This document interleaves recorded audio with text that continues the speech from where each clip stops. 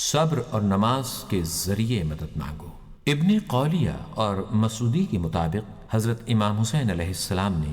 نماز صبح کی ادائیگی کے بعد نماز گزاروں کی طرف رخ کیا اور اللہ تعالیٰ کی حمد و ثنا کے بعد فرمایا، اللہ تعالیٰ نے آج میرے اور آپ سب کے مارے جانے کی اجازت دے دی ہے۔ اب آپ سب کو چاہیے کہ صبر و تحمل سے کام لیتے ہوئے دشمن سے جنگ کریں۔ مرحوم شیخ صدوق نے امام سجاد علیہ السلام سے اس مضمون کی گفتگو نقل کی ہے کہ عاشور کے دن جب جنگ نے شدت اختیار کر لی اور حسین ابن علی علیہ السلام کو کٹھن حالات کا سامنا ہوا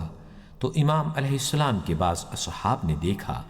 کہ جنگ کی شدت کے اثر سے اور اپنے ساتھیوں کے پارا پارا اسجاد اور اپنی شہادت کو انتہائی نزدیک دیکھ کر امام کے کچھ اصحاب کے چہروں کا رنگ اڑنے لگا ہے اور ان کے جسموں پر لرزہ طاری ہے، جبکہ ان لوگوں کے برخلاف حسین ابن علی علیہ السلام اور ان کے خاص اصحاب کی کیفیت یہ تھی کہ جیسے جیسے جنگ میں شدت آ رہی تھی اور وہ شہادت سے نزدیک ہو رہے تھے،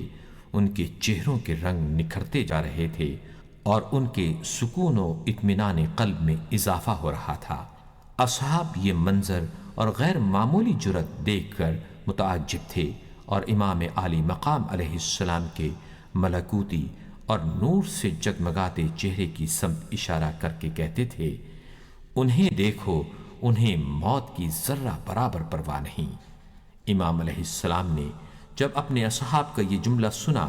تو انہیں مخاطب کر کے فرمایا، اے معزز لوگوں کی اولادو، صبر و تحمل سے کام لو۔ موت تو صرف ایک پل ہے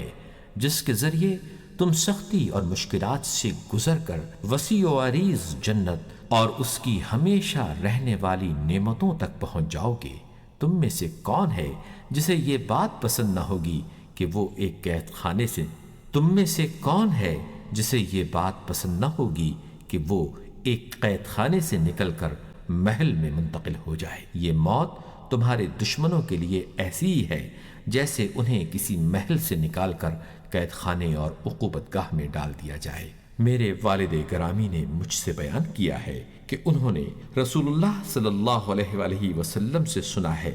کہ دنیا مومن کے لیے قید خانہ اور کافر کے لیے جنت ہے، اور موت ایک پل ہے جو مومن کو جنت میں اور کافر کو جہنم میں پہنچا دیتی ہے۔ میں جھوٹ نہیں بولتا اور نہ ہی مجھے کبھی جھوٹ بتایا گیا ہے۔